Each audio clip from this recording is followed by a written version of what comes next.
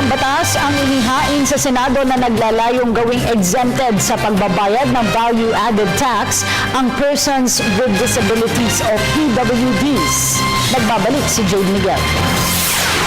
Isang panukala sa Senado ang naglalayong i-exempt ang mga taong may kapansanan o persons with disabilities o PWDs sa pagbabayad ng 12% value-added tax o VAT. Sa Senate Bill 2483 na inihain ni Senador Ralph Recto, pagbayari ng mga PWD ng VAT katulad ng benepisyong tinatamasa ngayon ng ating senior citizens. Sa kasalukuyan, mayroon na silang 20% discount sa lahat ng establishmento tulad ng hotels, restaurants at recreation centers.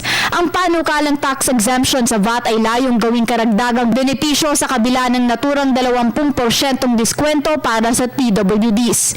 Ayon sa isang pag-aaral ng United Nations Economic and Social Commission for Asia and the Pacific, ang PWDs ay isa sa mga pinakamahihirap na sektor sa lipunan. Sa isang Dinirekto na ito ay para matulungan ang sektor ng PWDs na makapagtabi ng pera mula sa nakukuha nilang diskwento. Sa panukala ng Senador, sakop ng 12 diskwento ang mga serbisyo sa hotel, sinehan, concert halls, amusement parks, medical at dental services, domestic air at seafares at sa pampublikong transportasyon. Para sa Telebisyon ng Bayan, Jade Miguel.